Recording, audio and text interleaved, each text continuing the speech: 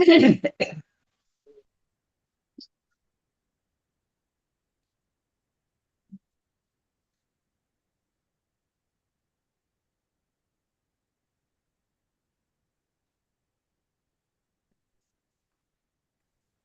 കൃഷ്ണ മാതാജി.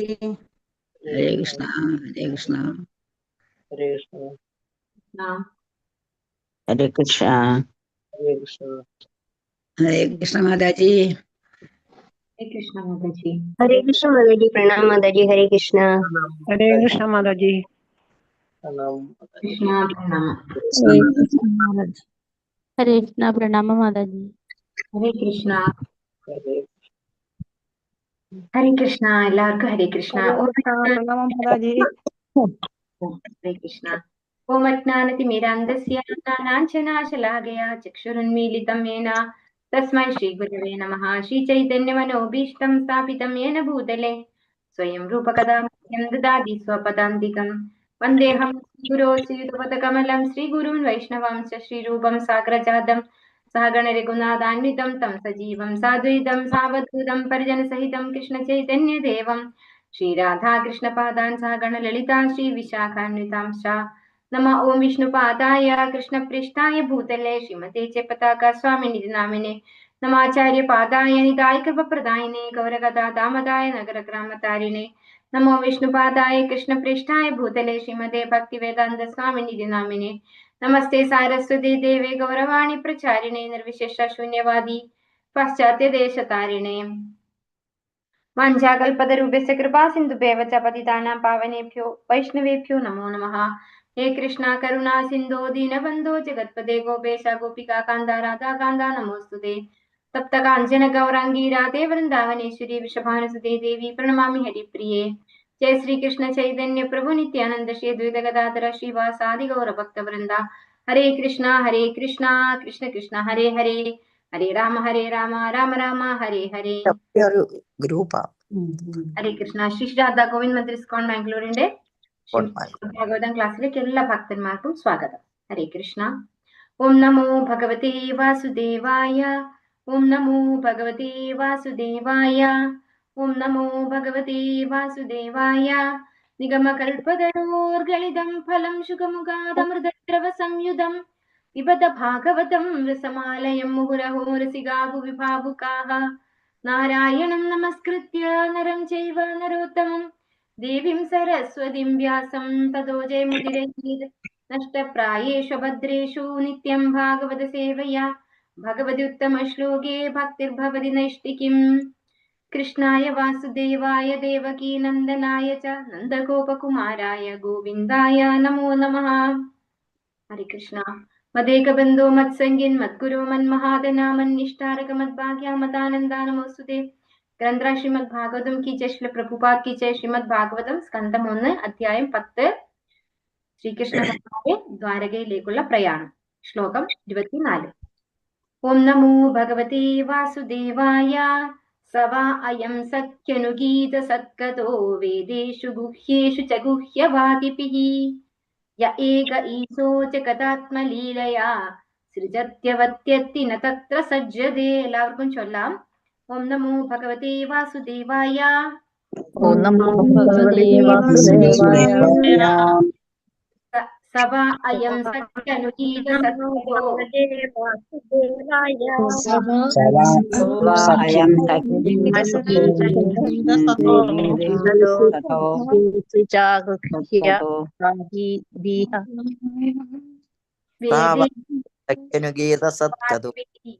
വേദേഷു മാതാജി ചൊല്ലണ്ടേ? എന്നിട്ട് എല്ലാവർക്കും ചൊല്ലണ്ടേ? മാതാജി എല്ലാരും ഒന്നും ചൊല്ലാൻ പറ്റുന്നില്ല കേട്ടോ. മാതാജി ചൊല്ലി തന്നിട്ടല്ലേ നമ്മൾ ചൊല്ലണത്. ഞാനൊരു പ്രാവശ്യം കൂടെ ചൊല്ലിത്തരാം. എല്ലാരും ഒന്ന് മ്യൂട്ട് ചെയ്യട്ടെ. എല്ലാവർക്കും ഒരു സമയത്ത്, അതായത് ഞാൻ ചൊല്ലിക്കഴിഞ്ഞിട്ട് അവർ ഒരു വരിയായിട്ട് ഓരോ വരിയായിട്ട് നമുക്ക് ചൊല്ലാം. ഓം നമോ ഭഗവതേ വാസുദേവായ.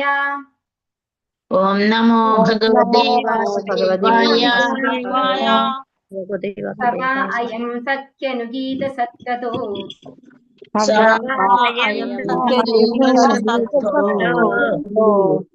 വേദേഷു ഗുഹ്യേഷു ച ഗുഹ്യവാദിഭിഃ. ദേവേഷു ഗുഹ്യവാദിഭിः യ ഏക ഈശോ ജഗതാത്മലീലയാ ഈശോ ജഗദാത്മലീലയാ സൃജത്യവത്യത്തിന തത്ര സജ്ജതേ.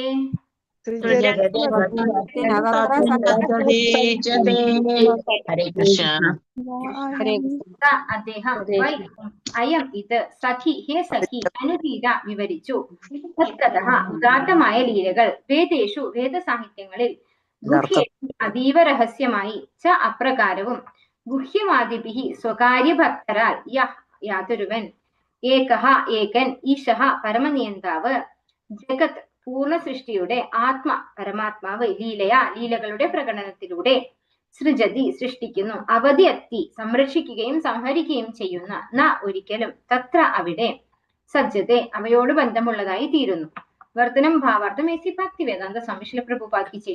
അല്ലയോ പ്രിയ സഖിമാരെ, മഹാഭക്തരാൽ വേദസാഹിത്യങ്ങളുടെ അതീവ രഹസ്യമായ ഭാഗങ്ങളിൽ വർണ്ണിക്കപ്പെട്ടിരിക്കുന്ന ആകർഷകവും ഗുഹ്യവുമായ ലീലകൾ ആരുടേതാണോ അതേ പരമദിവ്യോത്തമ പുരുഷൻ ഇത് തന്നെയാണ്. ഭൗതിക പ്രപഞ്ചത്തിലെ സൃഷ്ടി സ്ഥിതി സംഹാരങ്ങൾ ചെയ്യുന്നതും എന്നിരുന്നാലും അവയാൽ ബാധിക്കപ്പെടാതെ നിലകൊള്ളുന്നതും അദ്ദേഹം മാത്രമാണ്. അപ്പോ നമ്മൾ ഈ പഠിക്കുന്ന കോണ്ടെക്സ്റ്റ് എന്താണ്? ഹസ്തിനപുരിയിലെ സ്ത്രീകള് ഭഗവാൻ ദ്വാരകയിലേക്ക് പോകാൻ തുടങ്ങിയപ്പോ കൊട്ടാരത്തിന്റെ മട്ടുപ്പാവിൽ കയറിയിരുന്ന് അവിടെ ലജ്ജയോടുകൂടി ഭഗവാനെ വീക്ഷിച്ചുകൊണ്ട് ഭഗവാന് നേരെ പുഷ്പവൃഷ്ടികളൊക്കെ ചെയ്തുകൊണ്ട് പരസ്പരം പറയാണ് അല്ലെ, ഓരോ സ്ത്രീകള് മറ്റൊരാളോട് ഒരാൾ മറ്റൊരാളോട് എന്ന പോലെ പറയുകയാണ് അവർ ചെയ്യുന്നത്. അപ്പൊ ഭഗവാനെ കുറിച്ച് നേരത്തെ അവർ പറഞ്ഞു അല്ലെ, ഈ ഭഗവാൻ തന്നെയാണ് പരമദിവ്യോത്തമ പുരുഷൻ. ഈ ഭഗവാൻ എങ്ങനെയാണ് സൃഷ്ടി ചെയ്യുന്നത്, എങ്ങനെയാണ് സംഹരിക്കുന്നത്, അതുപോലെ അതിന്റെ ആഫ്റ്റർ എഫക്ട് അല്ലെ, സംഹരിച്ചു കഴിഞ്ഞാൽ പിന്നീട് പുനഃസൃഷ്ടി എങ്ങനെയാണ് ചെയ്യുന്നത്, ഇതൊക്കെ നമ്മൾ കണ്ടു. അപ്പോ അടുത്ത ശ്ലോകത്തിൽ അവർ എന്താ പറയുന്നത്? അല്ലയോ പ്രിയ സഖിമാരെ, മഹാഭക്തരാൽ വേദസാഹിത്യങ്ങളുടെ അതീവ രഹസ്യമായ ഭാഗങ്ങളിൽ വർണ്ണിക്കപ്പെടുന്ന ആകർഷകവും ഗുഹ്യവുമായ ലീലകൾ ആരുടേതാണോ അതേ പരമദിവ്യോത്തമ പുരുഷൻ ഇത് തന്നെയാണ്. അപ്പൊ ഈ ശ്രീകൃഷ്ണ ഭഗവാനാണ് എല്ലാ മഹാഭക്തന്മാരും വേദസാഹിത്യങ്ങളിലൂടെ അതിന്റെ അതീവ രഹസ്യമായ ഭാഗങ്ങളിലൊക്കെ ഈ ഭഗവാനെ കുറിച്ച് തന്നെയാണ് വർണ്ണിക്കപ്പെട്ടിട്ടുള്ളത്. പല ലീലകളാടുന്നുണ്ട് ഭഗവാൻ അല്ലെ, ഗുഹ്യമായ ലീലകൾ ആരുടേതാണോ, ആകർഷകവും ഗുഹ്യവുമായ ലീലകൾ ആരുടേതാണോ അതേ ഭഗവാനാണ് ഈ പരമദിവ്യോത്തമ പുരുഷനായിട്ടുള്ള ശ്രീകൃഷ്ണ ഭഗവാൻ എന്ന് അവർ പരസ്പരം പറയുകയാണ് ചെയ്യുന്നത്. ഇവിടെയാണ് നമ്മൾ മനസ്സിലാക്കുന്നത് എന്ത്? വച്ചിത്ത മദ്ഗത പ്രാണ ബോധയന്ത പരസ്പരം കഥയന്തശ്ചമാം നിത്യം തുഷ്യന്തിച്ച രമന്തിച്ച. ഇങ്ങനെയാണ് ഭഗവാന്റെ ഭക്തന്മാര് പരസ്പരം കണ്ടുമുട്ടുമ്പോ ഭഗവാനെ കുറിച്ച് പരസ്പരം പറയാന്ന് നമ്മൾ മനസ്സിലാക്കാം. അതേ പരമ ദിവ്യോത്തമ പുരുഷൻ ഇത് തന്നെയാണ്. ഭൗതിക പ്രപഞ്ചത്തിന്റെ സൃഷ്ടി സ്ഥിതി സംഹാരങ്ങൾ ചെയ്യുന്നതും, അതായത് ഭഗവാൻ തന്നെയാണ് ഇവിടെ സൃഷ്ടിക്കുന്നതും സ്ഥിതി അല്ലെ അതിനെയൊക്കെ നിലനിർത്തുന്നതും പിന്നീട് സംഹരിക്കുന്നതും. പക്ഷെ ഭഗവാൻ ഇതിനാലൊന്നും ബാധിക്കപ്പെടാതെ നിലകൊള്ളുകയും ചെയ്യുന്നു എന്ന് അവർ പരസ്പരം പറയാണ് ഭഗവാനെ കുറിച്ച്. ഭാവാർത്ഥമേസി ഭക്തിവേദാന്ത സ്വാമി ശ്രീല പ്രഭുപാദിക്ക് ഭഗവത്ഗീതയിൽ പ്രസ്താവിച്ചിരിക്കുന്നത് പോലെ സർവ്വവേദ സാഹിത്യങ്ങളും ശ്രീകൃഷ്ണ ഭഗവാന്റെ മഹാത്മ്യത്തെ വാഴ്ത്തുന്നു. ഇവിടെ ശ്രീമദ് ഭാഗവതവും ഇത് തന്നെ ഉറപ്പിച്ചു പറയുന്നു. വ്യാസൻ, നാരദൻ, ശുകദേവ ഗോസ്വാമി, കുമാരന്മാർ, കപിലർ, പ്രഹ്ലാദൻ, ജനകൻ, ബലി, യമരാജൻ എന്നിവരെ പോലുള്ള ഭക്തരും മഹാഭക്തരും ഭഗവത് ശക്താവേശ അവതാരങ്ങളും വേദങ്ങളെ നിരവധി ശാഖകളും ഉപശാഖകളുമായി വിഭജിച്ചിരിക്കുന്നു. എന്നാൽ ശ്രീമദ് ഭാഗവതത്തിൽ പ്രത്യേകിച്ച് ഭഗവാന്റെ വിശ്വസ്ത ഭക്തനായ ശുകദേവ ഗോസ്വാമി അദ്ദേഹത്തിന്റെ കർമ്മങ്ങളുടെ ഗുഹ്യമായ ഭാഗങ്ങൾ വർണ്ണനം ചെയ്തിരിക്കുന്നു. അപ്പോ വേദങ്ങളിലൊക്കെയും ഭഗവാന് വേദൈച്ച സർവൈർ അഹമേവ വേദ്യോ എന്ന് ഭഗവാൻ പറഞ്ഞിരിക്കുന്നു അല്ലെ. അപ്പൊ വേദങ്ങളിലൂടെ അറിയുന്നത് ആരെയാണ്? ഭഗവാനെ തന്നെയാണ്. അപ്പൊ ഇവിടെ അതുപോലെ 12 മഹാജന്മാരുടെ പേരാണ് ഇവിടെ എടുത്തു പറഞ്ഞിരിക്കുന്നത്. ആ മഹാഭക്തരും ഭഗവാന്റെ ശക്ത്യാവേശ അവതാരങ്ങൾ അതാരാണ്? വ്യാസദേവനാണ് അല്ലെ. ശക്ത്യാവേശ അവതാരങ്ങളും വേദങ്ങളെ നിരവധി ശാഖകളും ഉപശാഖകളുമായി വിഭജിച്ചിരിക്കുന്നു. അപ്പോ ശാഖകളായി വിഭജിച്ചിട്ടുണ്ട് വേദങ്ങളെ. പക്ഷെ ശ്രീമദ് ഭാഗവതം അതെന്താണ് പറയുന്നത്? പ്രത്യേകിച്ച് ഭഗവാന്റെ വിശ്വസ്ത ഭക്തനായ ശുകദേവ ഗോസ്വാമി അദ്ദേഹത്തിന്റെ കർമ്മങ്ങളുടെ ഗുഹ്യമായ ഭാഗങ്ങൾ വർണ്ണനം ചെയ്തിരിക്കുന്നു. അപ്പോ അതീവ രഹസ്യമായ, ഗുഹ്യം എന്ന് പറഞ്ഞാൽ എന്താണ്? രഹസ്യമാണ് അല്ലെ. രഹസ്യമായ ഭഗവാന്റെ അതീന്ദ്രിയ ലീലകളൊക്കെ വർണ്ണിച്ചിരിക്കുന്നത് ശ്രീമദ് ഭാഗവതത്തിലാണ്. ഭഗവാന്റെ കർമ്മങ്ങളെ കുറിച്ചാണ് ഇതിനകത്ത് കൂടുതൽ വിശദീകരിച്ചിട്ടുള്ളത്. വളരെ രഹസ്യമായ ലീലകൾ, ഭഗവാന്റെ ലീലകളൊക്കെയും ഭാഗവതത്തിലാണ് വർണ്ണിച്ചിരിക്കുന്നത്. വേദാന്ത സൂത്രങ്ങളിലോ അഥവാ ഉപനിഷത്തുകളിലോ ഭഗവത് ലീലകളുടെ രഹസ്യമായ ഭാഗങ്ങളുടെ സൂചന മാത്രമേ ഉള്ളൂ. ഉപനിഷത്തുകൾ പോലുള്ള വേദസാഹിത്യങ്ങളിൽ അസ്തിത്വത്തെക്കുറിച്ചുള്ള ഭൗതിക ധാരണയിൽ നിന്ന് ഭഗവാനെ വ്യക്തമായി തിരിച്ചിരിക്കുന്നു. അപ്പോ ഭഗവാന് ഈ ഒരു ഭൗതിക അസ്തിത്വത്തിൽ നിന്ന്, ഉപനിഷത്തുകൾ പോലുള്ള വേദസാഹിത്യങ്ങളിൽ അസ്തിത്വത്തെക്കുറിച്ചുള്ള ഭൗതിക ധാരണയിൽ നിന്ന്, അസ്തിത്വത്തെക്കുറിച്ചുള്ള ഭൗതിക ധാരണ പറയുമ്പോൾ എന്താണ്? ഈ ഭൗതികമായ അസ്തിത്വം അല്ലെ, അതിനെക്കുറിച്ചുള്ള ധാരണ, അതിൽ നിന്നും ഭഗവാനെ കംപ്ലീറ്റ്ലി വ്യത്യസ്തമാക്കിയിരിക്കുകയാണ് ഇതിൽ ചെയ്യുന്നത്, ഉപനിഷത്തുകളിൽ ചെയ്യുന്നത് എന്ന് പറയുന്നു. പിന്നെ വേദങ്ങളിലും വേദാന്ത സൂത്രങ്ങളിലും സൂചന മാത്രമേ ഉള്ളൂ ഭഗവാന്റെ ലീലകളെ കുറിച്ച്. ഭഗവാന്റെ ലീലകള് വിസ്തരിച്ച് പറയുന്നില്ല. നമ്മള് നേരത്തെ വ്യാസദേവൻ വേദങ്ങളൊക്കെ രചിച്ചു കഴിഞ്ഞിട്ടും സംതൃപ്തി ഇല്ലാതിരിക്കാനുള്ള കാരണം ഗുരുവായിട്ടുള്ള നാരദ ബ്രഹ്മർഷിയോട് ചോദിക്കുന്ന കാര്യം നമ്മളെല്ലാരും പഠിച്ചതാണ് അല്ലെ. വേദങ്ങളിലൊന്നും ഭഗവാനെ മഹത്വവൽക്കരിക്കുന്നില്ല. അതുകൊണ്ട് ഭഗവാനെ മഹത്വവൽക്കരിക്കുന്ന ഒരു സാഹിത്യമായിട്ടുള്ള ശ്രീമദ് ഭാഗവതം രചിക്കാൻ നാരദ ബ്രഹ്മർഷി വേദവ്യാസരോട് പറയുകയാണ് ചെയ്യുന്നത്. അപ്പൊ ഈ സാഹിത്യത്തിൽ, അതായത് ശ്രീമദ് ഭാഗവതത്തിൽ മാത്രമാണ് ഭഗവാനെ കുറിച്ച്, ഭഗവാന്റെ ലീലകളെ കുറിച്ചും അങ്ങനെയുള്ള കഥകള് വളരെ വിസ്തരിച്ച് പറഞ്ഞിട്ടുള്ളൂ. അപ്പൊ വേദങ്ങളിലും അതുപോലെയുള്ള വേദാന്ത സൂത്രങ്ങളിലും ഒക്കെ ഇതിന്റെ സൂചനകൾ മാത്രമേ ഉള്ളൂ എന്നാണ് പറയുന്നത്. ഭഗവാന്റെ വ്യക്തിത്വം പൂർണ്ണമായും അതീന്ദ്രിയമാണ്. ആകയാൽ അദ്ദേഹത്തിന്റെ രൂപം, നാമം, ഗുണങ്ങൾ, പരിവാരങ്ങൾ തുടങ്ങിയ എല്ലാം തന്നെ ജഡത്തിൽ നിന്നും വിശദമായി വേർതിരിച്ച് വിവരിച്ചിരിക്കുന്നു. അതുകൊണ്ട് അല്പബുദ്ധികൾ ചിലപ്പോൾ അദ്ദേഹത്തെ അരൂപിയായി തെറ്റിദ്ധരിക്കുന്നു. എന്നാൽ യഥാർത്ഥത്തിൽ അദ്ദേഹം പരമപുരുഷനാകുന്നു, ഭഗവാനാകുന്നു. മാത്രമല്ല അദ്ദേഹം പരമാത്മാവ് അല്ലെങ്കിൽ അവ്യക്തിഗത ബ്രഹ്മം എന്ന നിലയിൽ ഭാഗികമായി പ്രതിനിധീകരിക്കപ്പെട്ടിരിക്കുന്നു. അപ്പോ ഇവിടെ പറയുന്നത് ഭഗവാന്റെ രൂപം, ഭഗവാന്റെ ലീലകളൊക്കെ എന്താണ്? അതീന്ദ്രിയമായതുകൊണ്ട് ഭഗവാനെ രൂപമില്ലാത്ത അരൂപി എന്ന് പറയാറുണ്ട്. എന്തുകൊണ്ടാണ്? ഭഗവാന് ഭൗതികമായ രൂപമല്ല, ഭഗവാന്റേത് എന്താണ്? അതീന്ദ്രിയമായ രൂപമാണ്. അതുപോലെ നിർഗുണൻ എന്ന് വിളിക്കാറുണ്ട് ഭഗവാനെ. എന്തുകൊണ്ടാണ്? ഭഗവാൻ ഒരു ഗുണം ഇല്ലാത്തവനായതുകൊണ്ടാണ്? അല്ല, ഭഗവാൻ ഈ ഭൗതിക പ്രകൃതിയിലെ മൂന്ന് ഗുണങ്ങൾക്ക് അധീനനല്ലാത്തത് കൊണ്ടാണ് ഭഗവാനെ നിർഗുണൻ എന്ന് പറയുന്നത്. അപ്പൊ അതൊക്കെ ഈ മായാവാദികൾക്ക് തെറ്റിദ്ധരിപ്പിക്കാൻ ഒരു കാരണമാകുന്നു എന്നാണ് നമുക്ക് മനസ്സിലാക്കി തരുന്നത്. അതായത് അവർക്ക് ഭഗവാന് രൂപമില്ല, അതുപോലെ ഭഗവാന് എന്തില്ല, ഭഗവാനൊരു രൂപമില്ല, ഭഗവാന് എന്താ പറയാ ഒരു വ്യക്തിത്വമില്ല എന്നൊക്കെ പറഞ്ഞുകൊണ്ട് അവര് അതീന്ദ്രിയതയിൽ അല്ലെങ്കിൽ ഒരു ബ്രഹ്മത്തിൽ ലയിക്കുന്ന രീതിയിലേക്ക് കാര്യങ്ങൾ കൊണ്ടുപോകും അല്ലെ. പക്ഷെ ഇവിടെ പറയുന്നത് എന്താണ്? ഭഗവാന് രൂപമില്ല എന്നല്ല, ഭഗവാന്റെ രൂപം അതീന്ദ്രിയമാണ്. അതുപോലെ ഭഗവാൻ ഗുണമില്ലാത്തവൻ, നിർഗുണൻ എന്ന് പറഞ്ഞാൽ ഒരു ഗുണമില്ലാത്തവൻ എന്നാണ് മായാവാദികൾ പറയുക. പക്ഷെ നിർഗുണൻ എന്ന് പറഞ്ഞു കഴിഞ്ഞാൽ എന്താണ്? ഗുണമില്ലാത്തവൻ എന്നല്ല, ഈ മൂന്ന് ഭൗതിക ഗുണങ്ങൾക്കും അപ്പുറത്തായിട്ടുള്ള ശുദ്ധ സത്വഗുണത്തിലാണ് അല്ലെ ഭഗവാന്റെ ഇത് പറഞ്ഞ സത്ത് ചിത്ത് ആനന്ദമാണ് ഭഗവാൻ പറയുന്നത്. അപ്പൊ ആ ഒരു രീതിയിലാണ് ഭഗവാൻ നമ്മൾ കാണേണ്ടത്. അങ്ങനെ കാണാൻ സാധിക്കാത്ത അല്പബുദ്ധികൾ, അതായത് ഇതൊക്കെ വായിച്ചിട്ട് ഭഗവാന് രൂപമില്ല, ഭഗവാന് ഗുണമില്ല എന്നൊക്കെ ചിന്തിക്കുന്ന ആളുകള് എന്താ ചെയ്യുന്നേ? ഭഗവാനെ അരൂപിയായിട്ട് തെറ്റിദ്ധരിക്കുന്നു. എന്നിട്ട് അവരെ ഭഗവാനെ ബ്രഹ്മം, പരമാത്മാവ് ഇങ്ങനെയൊക്കെയുള്ള ഭാഗികമായ രീതിയിലാണ് കാണുന്നത്. അദ്ദേഹം പരമാത്മാവ് അല്ലെങ്കിൽ അവ്യക്തിഗത ബ്രഹ്മം എന്ന നിലയിൽ ഭാഗികമായി പ്രതിനിധീകരിക്കപ്പെടുന്നു.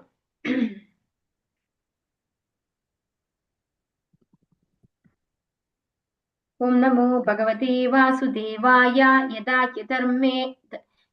ഹ്യധർമ്മേണ തമോധിയോ നൃപാ ജീവന്തി തത്രൈഷ ഹി സത്വതഃ ദത്തേ ഭഗം സത്യമൃതം ദയാം യശോ ഭവായ രൂപാണി ദദദ്യുഗേ യുഗേ. എല്ലാവർക്കും ചൊല്ലാം. ഓം നമോ ഭഗവതേ വാസുദേവായ.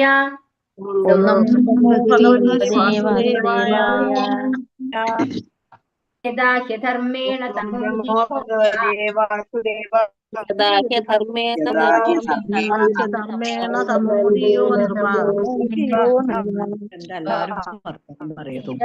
തത്രൈഷ ഹി സത്വതഃ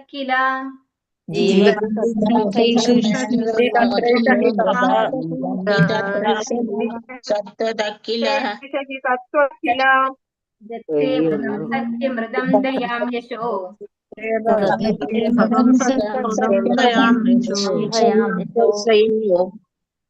ഭവായ രൂപാണി ദദദ്യുഗേ യുഗേ.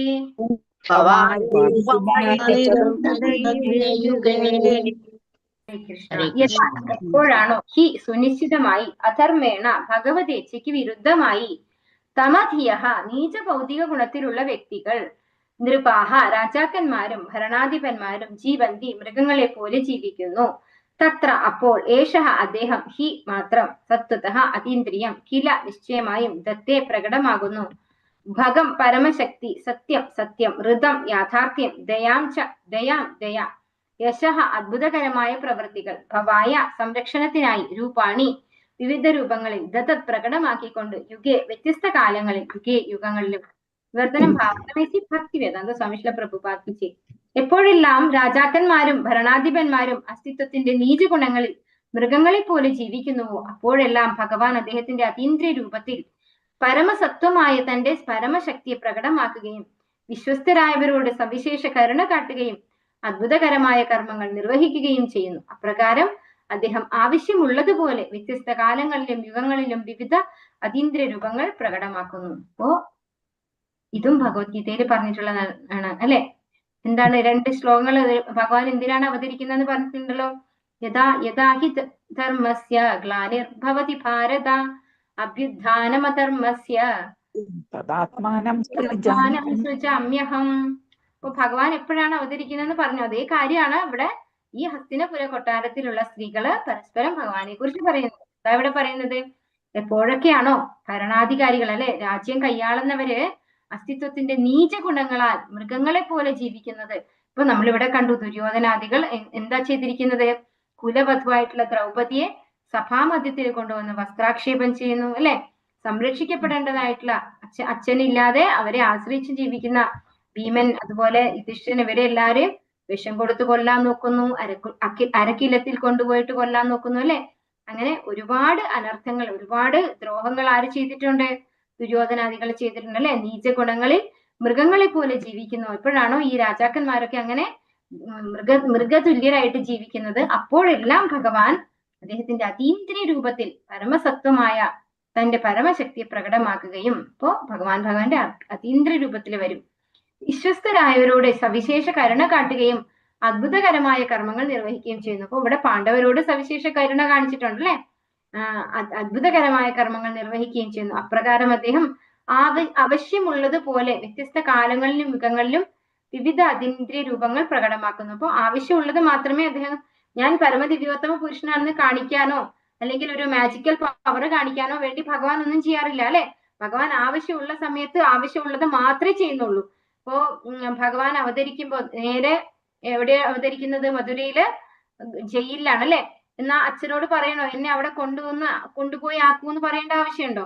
ഭഗവാനാണ്. ഭഗവാൻ അവിടെ നിന്ന് അപ്രത്യക്ഷമായി അപ്പുറത്ത് പോയി പ്രത്യക്ഷനായ പോരെ. പക്ഷെ ഭഗവാൻ ആവശ്യമുള്ളത് മാത്രമേ ഉപയോഗിച്ചിട്ടുള്ളൂ. ആവശ്യമുള്ളതുപോലെ വ്യത്യസ്ത കാലങ്ങളിലും യുഗങ്ങളിലും വിവിധ അതീന്ദ്രിയ രൂപങ്ങൾ പ്രകടമാക്കുന്നു. അപ്പോ ഭഗവാന്റെ രൂപം എന്ന് പറയുന്നത് അത് ബൈ ബർത്ത് ഇറ്റ് സെൽഫ് അല്ലെ. അത് ആസ് ഇറ്റ് ഈസ് എന്താണ്? അതീന്ദ്രിയമാണ്. അല്ലാതെ എന്തെങ്കിലും ചെയ്തിട്ട് ഭഗവാനാകേണ്ടതിന്റെയോ അതീന്ദ്രിയനാകേണ്ടതിന്റെയോ ആവശ്യം ഭഗവാനില്ല. ഭാവാർത്ഥം ഈസി ഭക്തി വേദാന്ത സ്വാമിശ്രീല പ്രഭുപാദിക്ക് മുകളിൽ പ്രസ്താവിച്ച പോലെ വിശ്വസൃഷ്ടി ഭഗവാന്റെ സ്വത്താകുന്നു. ഈശോപനിഷത്തിന്റെ അടിസ്ഥാന തത്വശാസ്ത്രം ഇതാണ്. സർവ്വതും പരമസത്തയുടെ സ്വത്താകുന്നു. പരമപുരുഷനായ ഭഗവാന്റെ സ്വത്തിൽ ആരും അതിക്രമിക്കരുത്. അദ്ദേഹത്താൽ കൃപാപുരസരം സമ്മാനിക്കപ്പെടുന്നത് മാത്രം സ്വീകരിക്കണം. ആകയാൽ ഭൂമിയോ മറ്റ് ഗ്രഹങ്ങളോ പ്രപഞ്ചമോ എല്ലാം ഭഗവാന്റെ പൂർണ്ണ സ്വത്താകുന്നു. ജീവസത്തകൾ തീർച്ചയായും അദ്ദേഹത്തിന്റെ അവിഭാജ്യ ഘടകങ്ങൾ അഥവാ സന്താനങ്ങളാണ്. അവിധത്തിൽ അവർ ഓരോരുത്തർക്കും അവരവരുടേതായ നിർദ്ദിഷ്ട കർമ്മങ്ങൾ അനുഷ്ഠിക്കാനായി ഭഗവത് കൃപയാൽ ജീവിക്കാനുള്ള അവകാശമുണ്ട്. ആയതിനാൽ ആർക്കും തന്നെ മറ്റൊരാളുടെ അല്ലെങ്കിൽ മറ്റൊരു മൃഗത്തിന്റെ അവകാശത്തിന്മേൽ ഭഗവാനാൽ ഹനിക്കപ്പെടുന്നുവെന്ന് ഭഗവാനാൽ അനുവദിക്കപ്പെടാത്ത പക്ഷം കൈകടത്താൻ കഴിയില്ല. ഇത് ഈശോപനിഷത്തില് 1ാമത്തെ മന്ത്രം അത് തന്നെയാണ് അല്ലെ. ഈശാവാസ്യമിതം സർവം യത്കിംച ജഗത്യാം ജഗത് തേന തെക്തേന ഭുഞ്ചീത മാഗൃതകസ്യ സിദ്ധനം. അവിടെ എന്താ പറയുന്നത്? ഭഗവാനാൽ സൃഷ്ടിക്കപ്പെട്ടിട്ടുള്ളതും ഭഗവാനാൽ നിയന്ത്രിക്കപ്പെടുന്നതുമാണ് ഈ പ്രപഞ്ചം മുഴുവനും അല്ലെ. അവിടെ നമ്മൾ എങ്ങനെ ജീവിക്കണം? തേന തിക്തേന ഭുഞ്ചീത. അവനവന് അർഹതപ്പെട്ടത് മാത്രം സ്വീകരിക്കുക അല്ലെ. ഓരോരുത്തർക്കും അർഹതപ്പെട്ടത് ഭഗവാൻ തീരുമാനിച്ചു വെച്ചിട്ടുണ്ട്, അത് മാത്രം സ്വീകരിക്കും. ആ ഘൃതകസ്യ സിദ്ധനം. മറ്റുള്ളവരുടെ സമ്പത്തില് കൈയിടാൻ പാടില്ല അല്ലെങ്കിൽ അപഹരിക്കാൻ പാടില്ല എന്ന് വ്യക്തമായിട്ട് ഈശോപനിഷത്തിൽ പറഞ്ഞിട്ടുണ്ട്. അതാണ് ഇവിടെ വ്യക്തമായി പറയുന്നത്. എല്ലാവർക്കും ജീവിക്കാൻ അവകാശമുണ്ട്. നമുക്ക് എന്ത് അർഹതയുണ്ട് അത് ഭഗവാൻ തരുന്നുണ്ട്. അതിൽ നമ്മൾ തൃപ്തരാവണം. ഒരിക്കലും മറ്റൊരാൾക്ക് ഇതിനേക്കാൾ കൂടുതൽ, അവർക്ക് അർഹത കുറച്ച് കൂടുതലായിരിക്കും, അതുകൊണ്ടാണ് അവർക്ക് കൂടുതൽ കിട്ടുന്നത്. അപ്പൊ അതിൽ നമ്മൾക്ക് അസൂയ തോന്നേണ്ടതിന്റെയോ അല്ലെങ്കിൽ അതിൽ നിന്ന് കുറച്ച് എനിക്ക് കിട്ടട്ടെ അല്ലെങ്കിൽ എനിക്ക് എടുക്കണം എന്നൊരു തോന്നലിന്റെയോ ആവശ്യമില്ല. നമുക്ക് എന്താണോ ഭഗവാൻ തന്നത് അതിൽ സംതൃപ്തരായിട്ട് ജീവിക്കാൻ പഠിക്കണം. അതിനാൽ ആർക്കും തന്നെ മറ്റൊരാളുടെ അല്ലെങ്കിൽ മറ്റൊരു മൃഗത്തിന്റെ അവകാശത്തിന്മേൽ ഭഗവാനാൽ അനുവദിക്കപ്പെടാത്ത പക്ഷം കൈകടത്താൻ കഴിയില്ല. ഭഗവദേച്ഛ നിർവഹിക്കപ്പെടുന്നു എന്ന് മേൽനോട്ടം വഹിക്കുന്ന ഭഗവത് പ്രതിനിധിയാണ് അഥവാ ഭരണാധിപൻ, രാജാവ് അഥവാ ഭരണാധിപൻ. അപ്പോ ഭഗവാന്റെ ഈ ഒരു ഡ്യൂട്ടി ഏൽപ്പിക്കപ്പെട്ടിട്ടുള്ള ആളാണ് ആര്? രാജാവ്. എന്തിനു വേണ്ടിയിട്ട്? മറ്റൊരാളുടെ ധനം മോഷ്ടിക്കുന്നുണ്ടോ അല്ലെങ്കിൽ അവർക്ക് അർഹതപ്പെട്ടെന്ന് കിട്ടുന്നില്ലേ, ഇതൊക്കെ നോക്കേണ്ടത് ആരുടെ ഉത്തരവാദിത്വമാണ്? ഒരു രാജാവിന്റെ ഉത്തരവാദിത്വമാണ്. ആകയാൽ അദ്ദേഹം നിശ്ചയമായും മഹാരാജാവ് യുധിഷ്ഠിരനെ പോലെയോ അല്ലെങ്കിൽ പരീക്ഷിത്തിനെ പോലെയോ അംഗീകരിക്കപ്പെട്ട വ്യക്തിയായിരിക്കണം. അവണ്ണമുള്ള രാജാക്കന്മാർക്ക് ലോകത്തിന്റെ ഭരണത്തെ സംബന്ധിച്ച് പ്രാമാണികന്മാരിൽ നിന്നുള്ള പൂർണ്ണ ജ്ഞാനവും പൂർണ്ണ ഉത്തരവാദിത്വവും ഉണ്ട്. എന്നാൽ അത്യന്തം നീച ഭൗതിക ഗുണമായ ഭൗതിക പ്രകൃതിയുടെ തമോ ഗുണത്തിന്റെ സ്വാധീനത്താൽ കാലാകാലങ്ങളിൽ ജ്ഞാനവും ഉത്തരവാദിത്വവും ഇല്ലാത്ത രാജാക്കന്മാരും ഭരണാധിപന്മാരും അധികാരത്തിൽ വരുന്നു എന്ന് മാത്രമല്ല, അത്തരം വിഡ്ഢികളായ ഭരണാധിപന്മാർ സ്വതാത്പര്യാർത്ഥം മൃഗങ്ങളെ പോലെ ജീവിക്കുകയും ചെയ്യുന്നു. തൽഫലമായി ചുറ്റുപാട് മുഴുവൻ അരാജകത്വവും ദുരാചാരികളെയും കൊണ്ട് നിറയുന്നു. സ്വജനപക്ഷപാതം, കൈക്കൂലി, വഞ്ചന, അക്രമം തന്മൂലം ഉണ്ടാകുന്ന പക്ഷം മഹാമാരി, യുദ്ധം കൂടാതെ അതുപോലുള്ള മറ്റ് അസ്വസ്ഥതയെ ഉളവാക്കുന്ന അവസ്ഥകൾ എന്നിവ മനുഷ്യ സമൂഹത്തിൽ പ്രബലമായി തീരുന്നു. കൂടാതെ ഭഗവത് ഭക്തർ അല്ലെങ്കിൽ വിശ്വാസികൾ എല്ലാ തരത്തിലും പീഡിപ്പിക്കപ്പെടുന്നു. ഈ ലക്ഷണങ്ങളൊക്കെ തന്നെ ധർമ്മ സംസ്ഥാപനത്തിലും ദുർഭരണ നിർവാഹികളെ സമൂലം നശിപ്പിക്കാനുമായുള്ള ഭഗവത് അവതാര കാലഘട്ടത്തിന്റെ സൂചനയാണ്. ഇത് ഭഗവത്ഗീതയിലും സ്ഥിരീകരിച്ചിരിക്കുന്നു. അപ്പോ ഇവിടെ എന്താ പറയുന്നത്? ഒരു ഭരണാധിപന്റെ ഡ്യൂട്ടിയെ കുറിച്ചാണ് പറയുന്നത് അല്ലെ. ഒരു ഭരണാധിപന്റെ ഉത്തരവാദിത്തമാണ് എന്ത്? എല്ലാവർക്കും സംരക്ഷണം കൊടുക്കുക അല്ലെ. എല്ലാവരുടെയും പൂർണ്ണ ഇവിടെ എന്താ പറയുന്നത്? ലോകത്തിന്റെ ഭരണത്തെ സംബന്ധിച്ച് പ്രാമാണികന്മാരിൽ നിന്നുള്ള പൂർണ്ണ ജ്ഞാനവും പൂർണ്ണ ഉത്തരവാദിത്വവും ഉണ്ട്. അത്യന്തം നീച ഭൗതിക ഗുണമായ ഭൗതിക പ്രകൃതിയുടെ തമോ ഗുണത്തിന്റെ സ്വാധീനത്താൽ കാലാകാലങ്ങളിൽ ജ്ഞാനവും ഉത്തരവാദിത്വവും ഇല്ല രാജാക്കന്മാരും ഭരണാധിപന്മാരും അധികാരത്തിൽ വരുന്നു എന്ന് മാത്രമല്ല, അത്തരം വിഡ്ഢികളായ ഭരണാധിപന്മാർ സ്വതാത്പര്യാർത്ഥം മൃഗങ്ങളെ പോലെ ജീവിക്കുകയും ചെയ്യുന്നു. അവരെന്താ ചെയ്യുന്നത്? സ്വജനപക്ഷപാതം, കൈക്കൂലി, വഞ്ചന, അതുപോലെ അവിടെ ഇവിടെ അക്രമം ഉണ്ടാകുന്നു അല്ലെ. പിന്നെ ആ അക്രമത്തിന്റെ ബേസിലും എന്തുണ്ടാവുന്നു? ക്ഷാമം അങ്ങനെയൊക്കെ ഉണ്ടാവുന്നു. അതുപോലെ മഹാമാരി, നമ്മളിപ്പോ കൊറോണ ഒക്കെ വന്നു അല്ലെ. പക്ഷെ കൊറോണയ്ക്ക് ഒരു വലിയൊരു സൗഭാഗ്യം തരാൻ പറ്റി. നമ്മളെയൊക്കെ ഇങ്ങനെ ഓൺലൈനിൽ ഒരു പ്ലാറ്റ്ഫോമിൽ കൊണ്ടിരുത്താൻ കൊറോണയ്ക്ക് സാധിച്ചു. എന്നെ പോലെയുള്ളവരൊക്കെ ഭഗവാനെ കുറിച്ച് അറിഞ്ഞത് കൊറോണ വന്നത് കൊണ്ടാണ്. അപ്പൊ അതുകൊണ്ടും ഉണ്ട് ഗുണം അല്ലെ. മഹാമാരി ആണെങ്കിൽ കൂടിയും അതുകൊണ്ടും ഗുണം ഉണ്ടായിട്ടുണ്ട്. യുദ്ധം അങ്ങനെയുള്ള കാര്യങ്ങളൊക്കെ ആര് കാരണം ഉണ്ടാവുന്നതെന്ന് പറയുന്നത്? തെറ്റായ രീതിയിൽ രാജ്യം ഭരിക്കുന്ന രാജാക്കന്മാര് കാരണമാണ്, അല്ലെങ്കിൽ ഭരണകർത്താക്കൾ കാരണമാണ് ഉണ്ടാകുന്നത്. അങ്ങനെ അതുപോലെ ഭഗവാന്റെ ഭക്തന്മാര് പീഡിപ്പിക്കപ്പെടുന്നു അല്ലെ. നമുക്കൊക്കെ അറിയാൻ പറ്റും. ഇപ്പൊ പല ദിക്കിലെ പല ഭക്തന്മാര് പലതരത്തിൽ പീഡിപ്പിക്കപ്പെടുന്നുണ്ട്. ഇതൊക്കെ ആരുടെ കുറവ് കൊണ്ടാണ്? ദുർഭരണം നടത്തുന്ന ഭക്തരല്ലാത്ത ഭരിക്കാൻ അറിയാത്ത ആളുകള് ഭരണചക്രം തിരിക്കുന്നത് കൊണ്ട് വരുന്ന പ്രശ്നങ്ങളാണെന്നാണ് പറയുന്നത്. ഭൗതിക ഗുണങ്ങളുടെ കലർപ്പില്ലാതെ ഭഗവാൻ അപ്പോൾ അദ്ദേഹത്തിന്റെ അതീന്ദ്ര രൂപത്തിൽ അവതരിക്കുന്നു. അങ്ങനെ ഇത് കൊടികുത്തി വാഴുന്ന സമയത്ത്, അത്രമാത്രം അധാർമികത കൊടികുത്തി വാഴുന്ന സമയത്ത് ഭഗവാൻ തന്റെ അതീന്ദ്ര രൂപത്തിൽ അവതരിക്കുന്നു. തന്റെ സൃഷ്ടിയെ സാധാരണ നിലയിൽ നിലനിർത്താൻ വേണ്ടി ഭഗവാൻ അവതരിക്കുന്നു. സാധാരണ നില എന്തെന്നാൽ അവിടെ വസിക്കുന്ന ജീവജാലങ്ങൾക്ക് ആവശ്യമായവയെല്ലാം ഭഗവാൻ ഓരോ ഗ്രഹങ്ങളിലും ഒരുക്കി കൊടുത്തിരിക്കുന്നു. അവിടെ അവർക്ക് സന്തോഷകരമായി ജീവിച്ച് വിധിക്കപ്പെട്ട കർമ്മങ്ങൾ നിർവഹിച്ച് വെളിപ്പെടുത്തപ്പെട്ട ശാസ്ത്രങ്ങളിൽ പ്രതിപാദിച്ചിരിക്കുന്ന നിയമനിബന്ധനകൾ പിന്തുടർന്നുകൊണ്ട് അവസാനം മോക്ഷം പ്രാപിക്കാം. അപ്പൊ ഭഗവാൻ ഈ ഭൗതിക പ്രകൃതിയെ സൃഷ്ടിച്ചിരിക്കുന്നത് ഏത് രീതിയിലാണ്? അതിന്റെ മക്കൾക്കൊക്കെയും ആവശ്യത്തിനുള്ള ആഹാരം, ആവശ്യത്തിനുള്ള ജീവിക്കാൻ ആവശ്യമുള്ളത് ഒക്കെ കൊടുത്തുകൊണ്ടാണ് ഭഗവാൻ ഈ ഭൗതിക പ്രകൃതി സൃഷ്ടിച്ചിട്ടുള്ളത്. പക്ഷെ ഇവിടെ കുറച്ചു പേർക്ക് ക്ഷാമം അനുഭവപ്പെടുന്നു, കുറച്ചു പേർക്ക് ധാരാളിത്തമുണ്ട്. ഇത് എന്തുകൊണ്ട് വന്നിട്ടുള്ളതാണ്?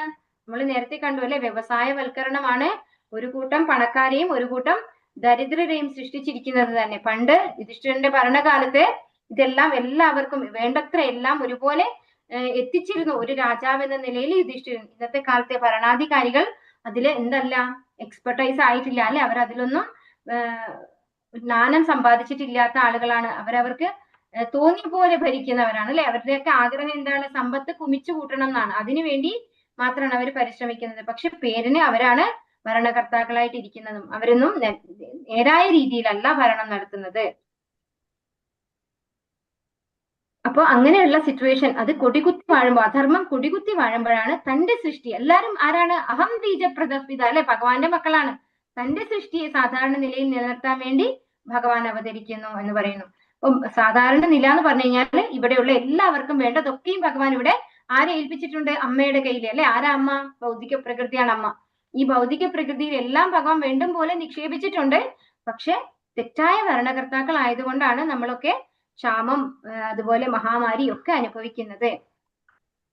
ഇവിടെ എങ്ങനെ നമ്മൾ ജീവിക്കണം?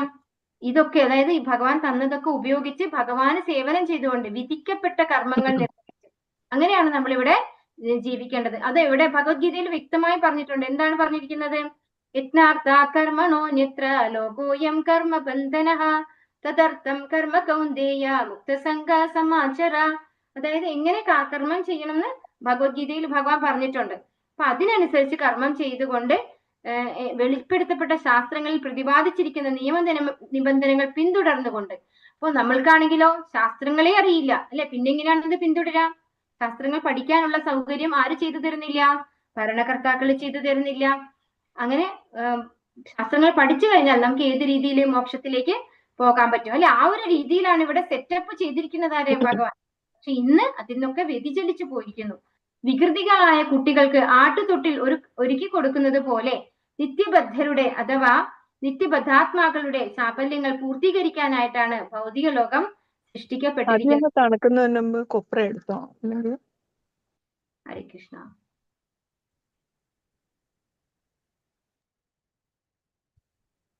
ഇവിടെ എന്താ പറയുന്നപ്പോ നിത്യബദ്ധരായിട്ടുള്ള ആളുകളെ എന്താണ് നിത്യബദ്ധരെ അഥവാ നിത്യബദ്ധാത്മാക്കളുടെ ചാബല്യങ്ങൾ പൂർത്തീകരിക്കാനായിട്ടാണ്. നമുക്ക് കുറെ ചാബല്യങ്ങൾ ഉണ്ടല്ലേ, അതിനു വേണ്ടിയാണ് ഈ ഭൗതിക ലോകം സൃഷ്ടിക്കപ്പെട്ടിരിക്കുന്നത്. ഉപമിച്ചിരിക്കുന്നത് എന്താണ്? അനുസരണ ഇല്ലാത്ത കുട്ടികൾക്ക് ആട്ടുതൊട്ടിൽ ഉണ്ടാക്കി കൊടുക്കുന്നത് പോലെ എന്നാണ് പറഞ്ഞിരിക്കുന്നത് അല്ലെ. അതുപോലെയാണ് ഭഗവാൻ ഈ ഭൗതിക പ്രകൃതിയെ ഈ ഭൗതിക ലോകം സൃഷ്ടിച്ചിരിക്കുന്നത്. അല്ലാത്ത പക്ഷം ഭൗതിക ലോകത്തിന്റെ യാതൊരു ആവശ്യവും ഇല്ലായിരുന്നു. എന്നാൽ എപ്പോൾ അവർ ഭൗതിക ശാസ്ത്രത്തിന്റെ ശക്തിയിൽ മതോന്മത്തരായി വിഭവങ്ങളെ ഭഗവാന്റെ അനുമതിയില്ലാതെ ഇന്ദ്രിയാസ്വാദനത്തിനായി മാത്രം നിയമാനുസൃതമല്ലാതെ ചൂഷണം ചെയ്യുന്നുവോ അപ്പോൾ നിഷേധികളെ ശാസിക്കുവാനും വിശ്വസ്തരെ സംരക്ഷിക്കുവാനും ഭഗവത് അവതാരം അത്യന്താപേക്ഷിതമാകുന്നു. അപ്പൊ എപ്പോഴാണോ നമ്മള് ഭഗവാനെ മറന്ന് ഇതെല്ലാം എനിക്ക് അനുഭവിക്കാനുള്ളതാണ്, എനിക്ക് കൈക്കരുത്തും ബലവും ഒക്കെ തന്നിരിക്കുന്നത് ഇതൊക്കെ എനിക്ക് അടക്കി ഭരിക്കാനുള്ളതായിട്ടാണ് എന്ന് വിചാരിച്ചുകൊണ്ട് ആളുകൾ അത്രമാത്രം നിഷേധികളായി മാറുന്നത്, ഇന്ദ്രിയസുഖം മാത്രം താല്പര്യമുള്ളവരായിട്ട് നിഷേധികളായിട്ട് മാറുന്നത്, ഭഗവാന്റെ നിയമം അനുസരിക്കാതെ ചൂഷണം ചെയ്യുന്നത്, അപ്പോഴും ഭഗവാൻ എന്തുവരും? ഭഗവാൻ അവതരിക്കും. ഇവിടെ ഭഗവാന്റെ അവതാരം അത്യന്താപേക്ഷിതമാകുന്നു. എന്തിനു വേണ്ടിയിട്ട്? ഭഗവാന്റെ ഭക്തന്മാരെ, ഭഗവാനെ മാത്രം ആശ്രയിക്കുന്നവരെ സംരക്ഷിക്കാനായിട്ട്. ഭഗവാൻ അവതരിക്കുമ്പോൾ അദ്ദേഹം തന്റെ പരമ അധികാരത്തെ പ്രകടമാക്കാനായി അതിമാനുഷിക കൃത്യങ്ങൾ നിർവഹിക്കുകയും രാവണൻ, ഹിരണ്യകശിപു, കംസൻ തുടങ്ങിയ ഭൗതികവാദികൾ ഉചിതമായി ശിക്ഷിക്കപ്പെടുകയും ചെയ്യുന്നു. ആർക്കും അനുകരിക്കാൻ സാധ്യമല്ലാത്ത വിധത്തിൽ അദ്ദേഹം പ്രവർത്തിക്കുന്നു. ദൃഷ്ടാന്തമായി ഭഗവാൻ രാമനായി അവതരിച്ചപ്പോൾ ഇന്ത്യൻ മഹാസമുദ്രത്തിന് പുറകെ പാലം പണിതു. അദ്ദേഹം കൃഷ്ണനായി അവതരിച്ചപ്പോൾ പൂതന, അകാസുരൻ, ശകടാസുരൻ, കാളിയൻ തുടങ്ങിയവരെയും പിന്നീട് മാതുലൻ കംസനെയും വധിച്ച് ബാല്യകാലം മുതൽ തന്നെ അതിമാനുഷിക കൃത്യങ്ങൾ പ്രദർശിപ്പിച്ചു. അദ്ദേഹം ദ്വാരകയിലായിരുന്നപ്പോൾ 16,108 രാജ്ഞിമാരെ വിവാഹം ചെയ്യുകയും അവർക്കെല്ലാം മതിയായ പുത്രന്മാരെ നൽകി അനുഗ്രഹിക്കുകയും ചെയ്തു. അദ്ദേഹത്തിന്റെ സ്വന്തം കുടുംബാംഗങ്ങൾ മാത്രം ഏകദേശം 1 കോടിയോളം ഉണ്ടായിരുന്നു. അവരെല്ലാവരും യദുവംശജർ എന്ന് സാമാന്യേന അറിയപ്പെട്ടിരുന്നു. മാത്രമല്ല ഭഗവാന്റെ കാലഘട്ടത്തിൽ തന്നെ അദ്ദേഹം അവരെ എല്ലാവരെയും സമൂലം നശിപ്പിക്കുകയും ചെയ്തു. 7-ാം വയസ്സിൽ ഗോവർദ്ധന പർവ്വതം എടുത്തുയർത്തുകയാൽ അദ്ദേഹം ഗോവർദ്ധനധാരി ഹരി എന്ന നാമത്തിൽ പ്രശസ്തനാണ്. അദ്ദേഹത്തിന്റെ കാലത്ത് ഭഗവാൻ അനേകം അനഫലഷണീയരായ രാജാക്കന്മാരെ വധിച്ചു എന്ന് മാത്രമല്ല ഒരു ക്ഷത്രിയൻ എന്ന നിലയിൽ ധീരോദാത്തമായി പോരാടുകയും ചെയ്തു. അസമോർധ്വ, സമാനതകൾ ഇല്ലാത്തവൻ എന്ന് പുകഴ്പെറ്റവനാകുന്നു അദ്ദേഹം. അദ്ദേഹത്തിന് തുല്യനായോ അല്ലെങ്കിൽ അദ്ദേഹത്തിന് ഉപരിയായോ ആരും തന്നെയില്ല. അപ്പൊ ഇവിടെ ഭഗവാന്റെ കുറെ അതീന്ദ്രിയ ലീലകളെ കുറിച്ചാണ് പറഞ്ഞത് അല്ലെ. ഭഗവാൻ ശ്രീരാമസ്വാമിയായി വന്നപ്പോ ഇന്ത്യൻ മഹാസമുദ്രത്തിന് കുറുകെ പാലം പണിതു. നമുക്ക് ഇന്ന് ചെയ്യാൻ പറ്റുന്നുണ്ടോ? ഇല്ല അല്ലെ? നമ്മള് പ്ലെയിൻ തന്നെ വേണം. നമുക്ക് ഇവിടുന്ന് അപ്പുറത്തേക്ക് കടക്കണമെങ്കിൽ പ്ലെയിനിൽ തന്നെ പോകണം. പക്ഷെ ശ്രീരാമസ്വാമി മനുഷ്യനായിട്ടാണ് വന്നതെങ്കിൽ പോലും ആ സമുദ്രത്തിന് കുറുകെ ഒരു പാലം പണിതിട്ടുണ്ടായി. അതുപോലെ ഭഗവാൻ ശ്രീകൃഷ്ണ അവതാരത്തിൽ ഒരുപാട് ലീലകൾ കാണിച്ചു അല്ലെ? ഒരുപാട്, അതായത് ഒരു സാധാരണ മനുഷ്യന് ചെയ്യാൻ പറ്റാത്ത ഒരുപാട് കാര്യങ്ങൾ. കാളിയമർദ്ദനം നമ്മൾ കണ്ടു. അതുപോലെ കുറെ അസുരന്മാരെ, പൂതന പോലെയുള്ള കുറെ അസുരന്മാരെ വധിച്ചു അല്ലെ? പൂതനയൊക്കെ നമ്മൾ വിചാരിക്കും സാധാരണയല്ലേ അല്ലെ? പക്ഷെ പൂതന എന്താ ചെയ്തത്? വിഷം കലർത്തിയ പാലാണ് കുട്ടിക്ക് കൊടുത്തത്. ശരിക്കും കുട്ടിയാണ് എഫക്ട് ചെയ്യേണ്ടത്. കുട്ടിയെ എഫക്ട് ചെയ്യാതെ പൂതന മരിച്ചു പോവുകയാണ് ചെയ്തത്. അതും ആ സൈസ് ആണെങ്കിലും ഒരു വലിയ പർവ്വതം, എത്രയോ കിലോമീറ്റർ കണക്കിനാണ് പൂതനയുടെ ശരീരം ഇരിക്കുന്നുണ്ടായത്. അതിന്റെ മുകളിൽ ഒരു കുഞ്ഞു കുട്ടിയായിട്ട് ഭഗവാൻ ഇരിക്കുകയായിരുന്നു ചെയ്യുന്നത്. അപ്പൊ അതൊന്നും നമുക്ക് എന്താ പറയാ, ചിന്തിച്ച് ശരിക്കും മനസ്സിലായി കഴിഞ്ഞാല് ഒട്ടും ഉൾക്കൊള്ളാൻ സാധിക്കാത്തതാണ്. അപ്പൊ അതുകൊണ്ട് തന്നെ ഭഗവാന്റെ ഭക്തരല്ലാത്തവർ പറയും അതൊക്കെ വെറും കഥകളാണെന്ന് അല്ലെ?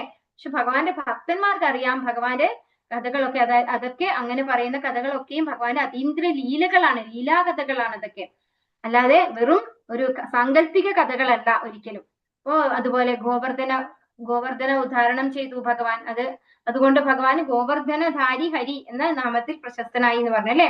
പിന്നെ അതുപോലെ ദ്വാരകയിൽ 16,108 രാജ്ഞിമാരെയാണ് ഭഗവാൻ പുലർത്തിപ്പോന്നത്. ഇപ്പോ ഇന്നത്തെ കാലത്താണെങ്കിൽ ഒരു കല്യാണം കഴിച്ചാൽ തന്നെ അത് ഡൈവോഴ്സ് ചെയ്യേണ്ടി വരും, അധികം താമസിയാതെ അല്ലെ? പക്ഷെ ഭഗവാൻ ആരെയും ഡൈവോഴ്സ് ചെയ്തിട്ടില്ല. 16,108 പേരെയും ഭഗവാൻ നിലനിർത്തി ഒരു വഴക്കും ഇല്ലാതെ കൊണ്ടുപോയിട്ടുണ്ട് ഭഗവാൻ. അത്രയും എന്താണ്, ഭഗവാൻ ഓരോ രാജ്ഞിമാർക്കും ഓരോ കൊട്ടാരം പണിത് കൊടുത്തു എന്നാണ് പറയുന്നത്. അവിടെയൊക്കെ ഭഗവാൻ ഓരോ ഭഗവാനായിട്ടുണ്ടായി. അതായത് ഒരേ ഭഗവാൻ. അങ്ങനെയാണെങ്കിൽ ഭഗവാൻ എല്ലാ വീട്ടിലും ഒരു ദിവസം പോകാൻ പോലും പറ്റില്ല അല്ലെ? 16,108 വീട്ടിലും ഒരാൾ മാത്രമാണെങ്കിൽ പോകാൻ പറ്റില്ല. പക്ഷെ ഭഗവാൻ സ്വയം ഓരോ വീട്ടിലും വിസ്തരിച്ചിട്ടുണ്ട്. അപ്പൊ അവർക്ക് ആർക്കും ഭഗവാനെ ഒരു നിമിഷത്തേക്ക് പോലും മിസ് ചെയ്തിട്ടില്ല. ഭഗവാൻ കൂടെ ഇല്ല എന്ന് തോന്നിയിട്ടില്ല. അപ്പൊ ഭഗവാന്റെ ലീലകളൊന്നും നമുക്ക് അനുകരിക്കാൻ പറ്റില്ല. പക്ഷെ ഭഗവാന്റെതെല്ലാം എന്താണ്? അതീന്ദ്രിയ ലീലകളാണ്. ഇവിടെ പറയുന്നു ഭഗവാൻ അസമൂർദ്ധൻ, സമാനതകളില്ലാത്തവൻ എന്ന് പുകഴ്പെറ്റവനാണ്. അദ്ദേഹത്തിന് തുല്യനായോ അല്ലെങ്കിൽ അദ്ദേഹത്തിന് ഉപരിയായോ ആരും തന്നെയില്ല. അപ്പൊ ഭഗവാന് തുല്യനായോ മത്ത പരതരം നാണ്യത് കിഞ്ചിത് അസ്തി ധനഞ്ജയ പറയുന്നുണ്ട് ഭഗവാൻ അല്ലെ? ഭഗവാന് തുല്യനായിട്ടോ അതുപോലെ ഭഗവാൻ ഉപരിയായിട്ടോ ആരും തന്നെ ഇല്ല.